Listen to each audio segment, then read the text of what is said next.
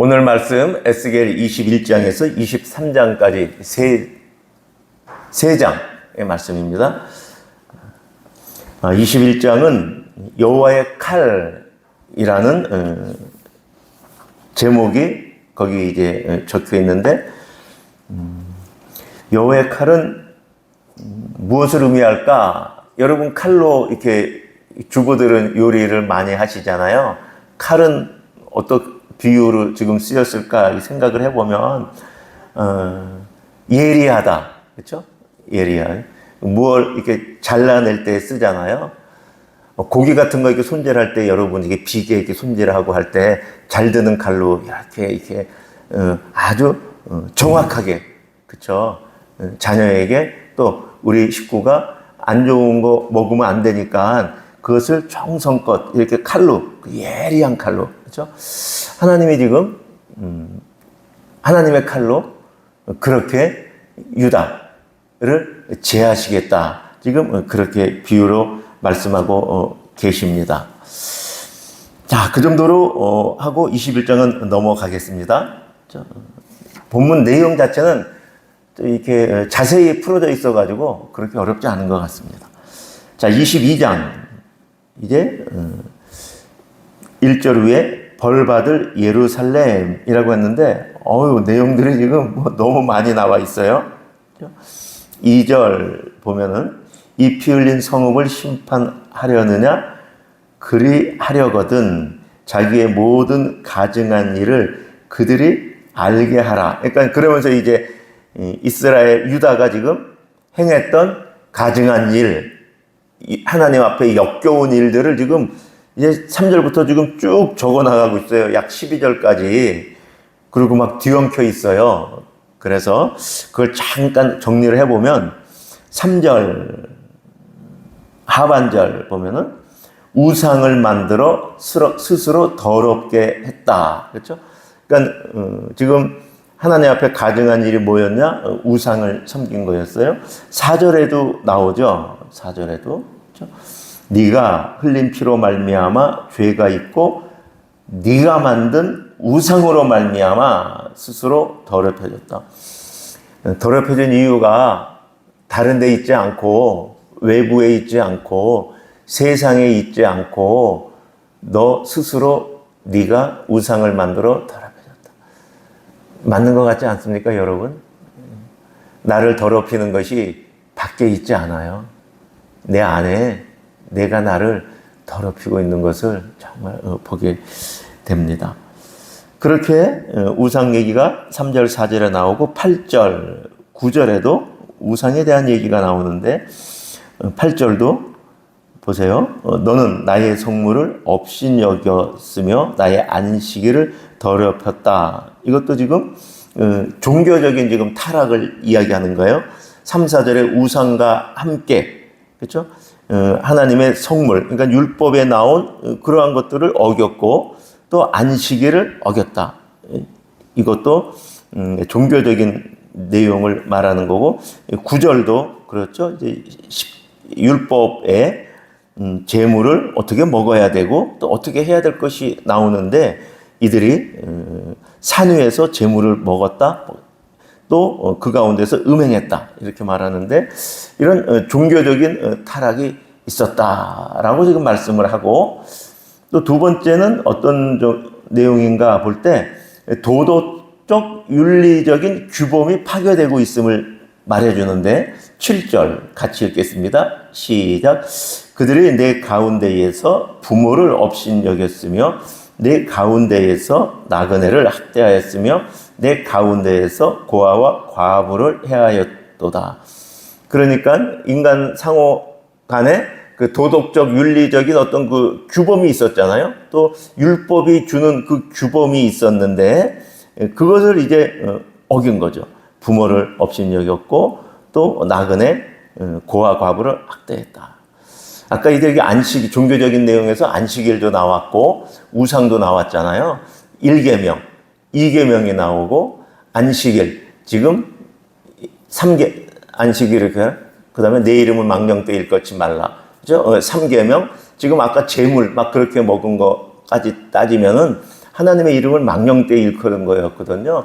그러니까 3계명, 4계명에 다 나오고 내 부모를 업신여겼다는 측면에서는 5계명이 지금 나오는 거고, 그러니까 전체 지금 이스라엘이 행한 그 가증한 일, 그건 이제 하나님이 주신 그 율법 전체 요약한 그 10계명의 내용이 범하여지고 있는 것을 볼 수가 있습니다.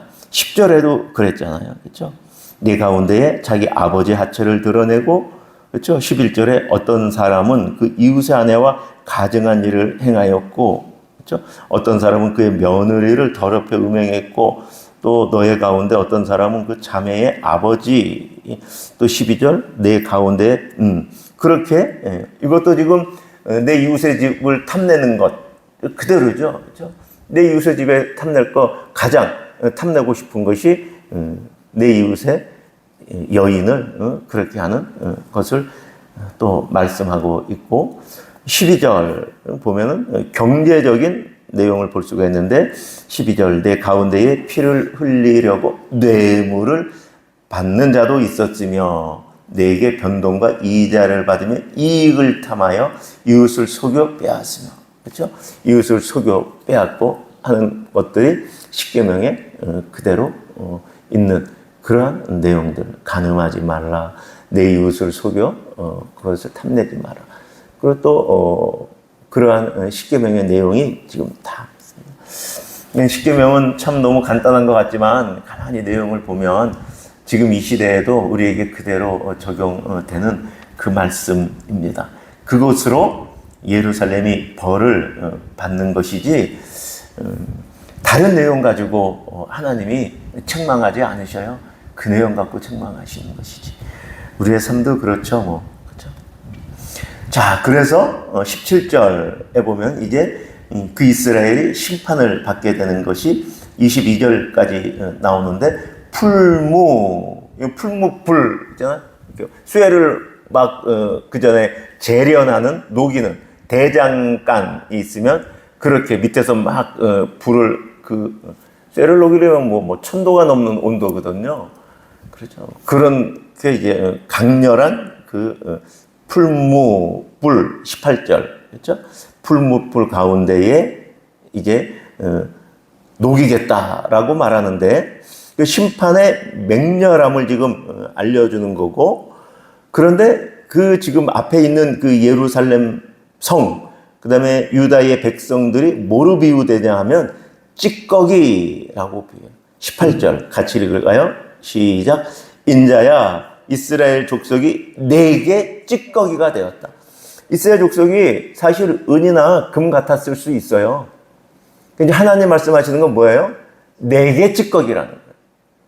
세상 사람들이 볼 때, 그냥 볼 때, 아주 멋들어질 수가 있어요. 유다가. 폼 잡을 수가 있어요. 그런데 하나님 말씀하시는 건 내게 찌꺼기다 라고 말하는 거죠. 어떤 찌꺼기예요? 곧 풀무불 가운데에 있는 놋의 찌꺼기, 주석이 찌꺼기, 쇠의 찌꺼기, 납의 찌꺼기, 은의 찌꺼기. 이 당시에 놋, 주석, 철, 은, 이게 얼마나 귀한 거였겠어요? 너희들이 그런 거예요. 그랬어요, 유다가. 그런데 내게 대해서 찌꺼기에 지나지 않는다. 찌꺼기 뭐예요? 여러분 뭐 하다가 찌꺼기 같은 거 있잖아요. 아무 가치 없는, 쓸모없는, 버려져야 될, 여기에 있으면 안 될, 그거. 그렇죠? 하나님이 택한 이스라엘 백성이 하나님에게 그런 존재가 되어 있는 것이죠. 교만이죠. 그렇죠? 하나님의 말씀을 떠나 있는. 그렇죠? 자, 그런데 조금 더 이제 실제적으로 23절부터 31절까지 죄를 고발하는데 세 부류의 사람을 말합니다. 선지자, 제사장, 고관. 25절이죠. 같이 읽겠습니다. 시작. 그 가운데에서 선지자들의 반역함이 우는 사자가 음식물을 움킴 같았도다. 선지자는 아까 말한 대로 이들이 예언을 하잖아요. 그러니까 하나님의 말씀이 어떻습니까? 라고 물으러 와요. 그런데 그렇게 물으러 온 사람들에게 그들을 사자가 음식물을 삼킴처럼 자기의 이익을 구하는 그 대상으로 삼는 거죠. 그들이 사람의 영혼을, 자기에게 오는 사람을 삼켰다. 그 영혼을 망가뜨렸다는 거예요. 영혼. 그리고 대가로 재물, 보물을 탈취했다라고 말해요. 더군다나 과부를 그 가운데 많게 선지자들이 만들었다라고 지금 엄하게 지금 선지자의 죄를 고발하고 있습니다. 26절은 제사장의 죄를 고발하고 있는데요. 26절, 그 제사장들은 내 율법을 범했다. 나의 성물을 더럽혔다. 거룩함과 속된 것을 구분하지 아니했다. 부정한 것함과 정한 것을 사람이 구별하게 하지 아니했다. 그의 눈을 가리어 나의 안식일을 보지 않았다. 이거 보면은 의지적으로 이런 거잖아요. 제사장들은 자기의 눈을 가려서 나의 안식일을 보지 않았다. 의도적으로 지금 그런 거죠. 그런가 하면 26절 앞쪽을 보면 내 율법을 범했다. 이것도 의지적인 내용이 들어있는 것 같잖아요. 그렇죠? 의지적. 여러분 안 그럴 것 같아요? 목사들이 안 그럴 것 같아요?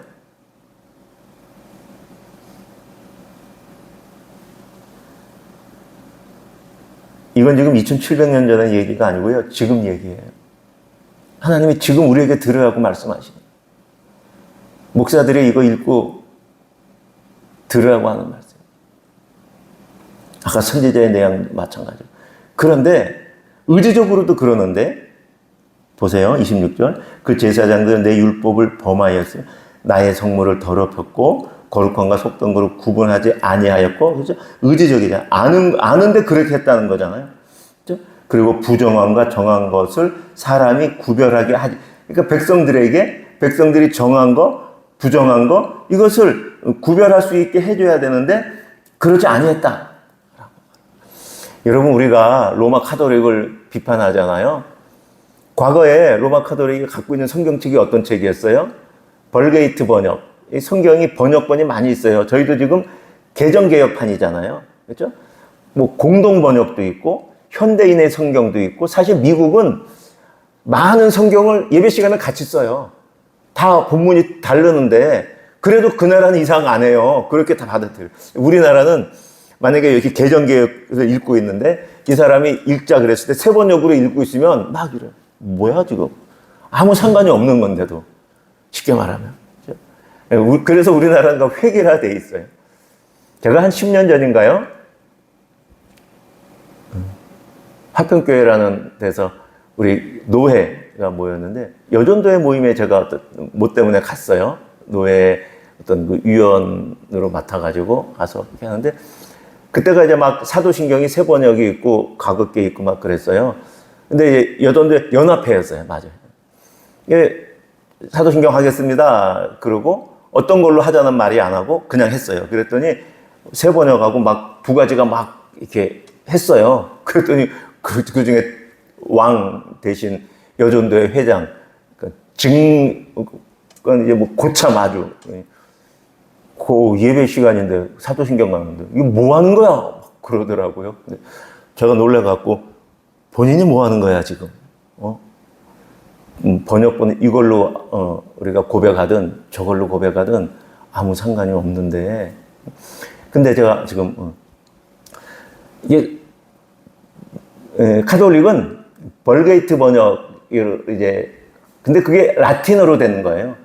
근데 라틴어로 번역했는데 라틴어로 번역을 쉽게 말하면 잘했으면 괜찮은데 라틴어로 번역할 때 카톨릭 캐톨릭의 신학을 집어넣어서 번역을 했어요. 그러니까 완전히 성경이 아니고 완전히 그 정말 카톨릭의 경전이 돼버린 거예요. 사실 이 성경의 경전은 우리가 말하는 종교적인 경전이 아니거든요. 불교를 위해서 만들어낸 게 아니거든요. 그렇게 믿게 하려고 만들어낸 게 아니고 하나님의 말씀이 그대로 적혀진 거거든요. 그렇기 때문에 진리인 거거든요. 경전이기 전에 진리예요, 성경은. 그런데 벌게이트 번역은 그야말로 경전을 만들어 놓은 거예요. 그러니 그걸 쓸 수가 없죠. 그러니까 더군다나 라틴어로 돼 있어요. 그러니 라틴어는 그때 그 당시에 아무도 못 읽는 거예요.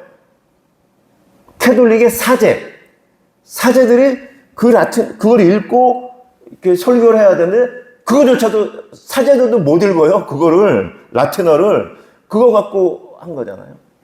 그 성경을 이제 그 다음에 개혁자들이 나와서 번역을 했는데 번역한 사람을 다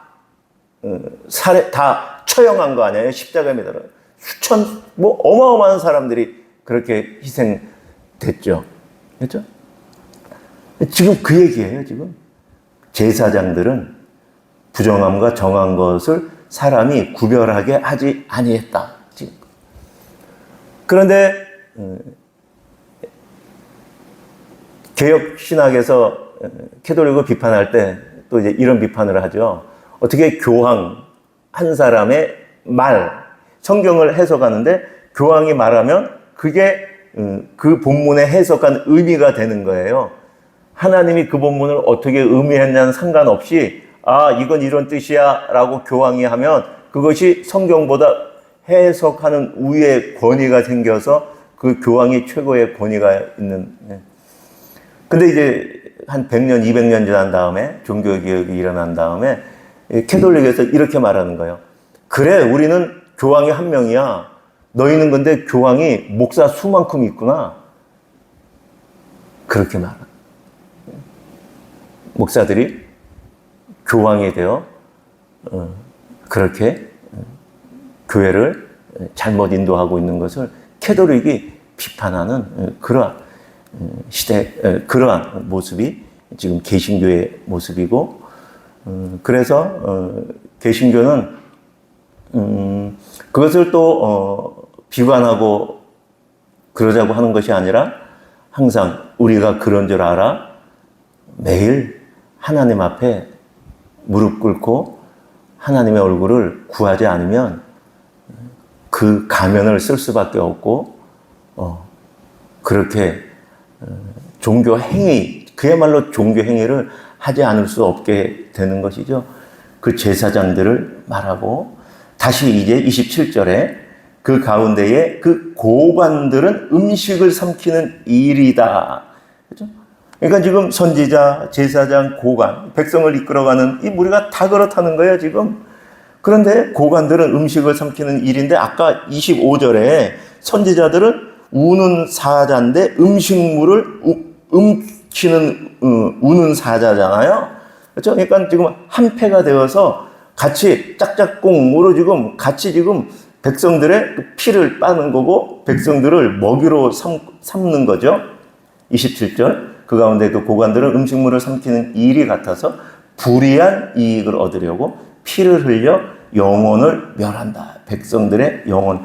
근데 어떻게 같이 연합해요? 고관들은 그러고 있는데 28절. 그 선지자들이 그 고관들을 위하여 회를 칠하고 스스로 허탄한 이상을 보며 거짓 복수를 행하며 여호와가 말하지 아니하였어도 주 여호와께서 이같이 말씀하셨느니라 그렇게 말하면서 고관들과 하나가 되어 고관을 위해서 그렇게 하고 있다라고 말합니다.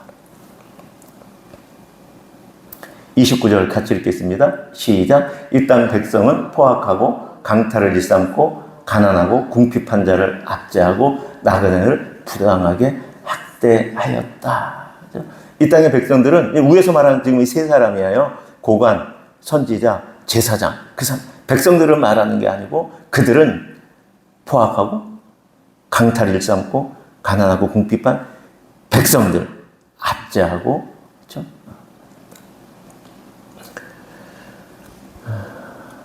그래서 31절에 내가 내 분노를 그들 위에 쏟으며 내 진노의 불로 멸하여 그들의 행위대로 그들 머리에 보응하겠다. 23장에 오홀라와 오홀리바는, 그렇죠? 두 여인 자매를 이야기하는데 오홀라는 이스라엘이고 오홀리바는 유다죠.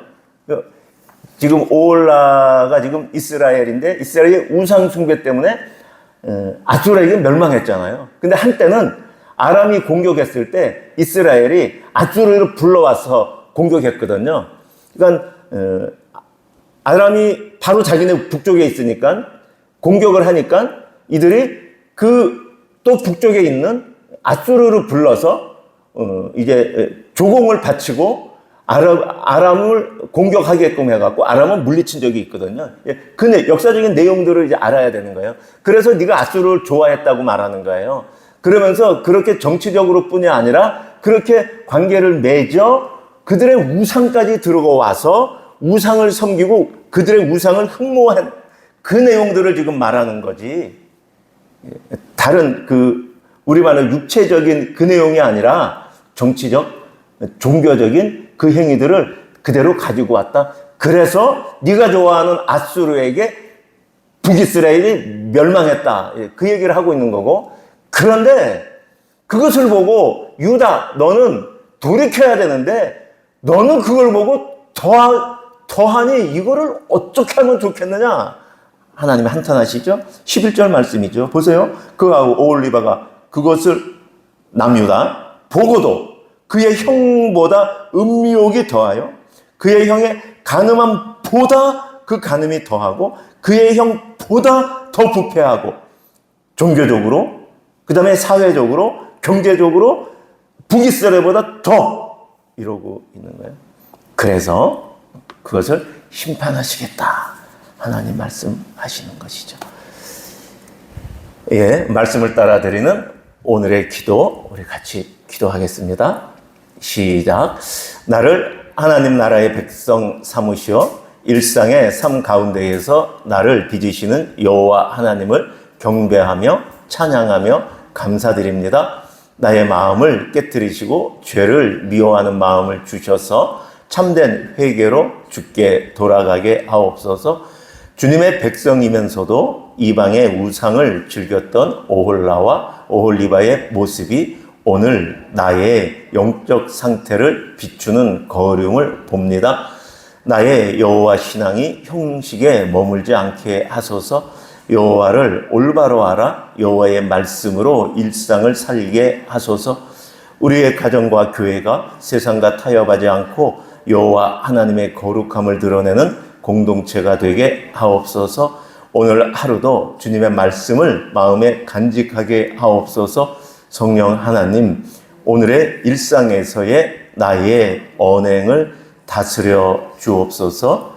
예수 그리스도의 이름으로 기도합니다. 아멘. 개인기도 드리시겠습니다.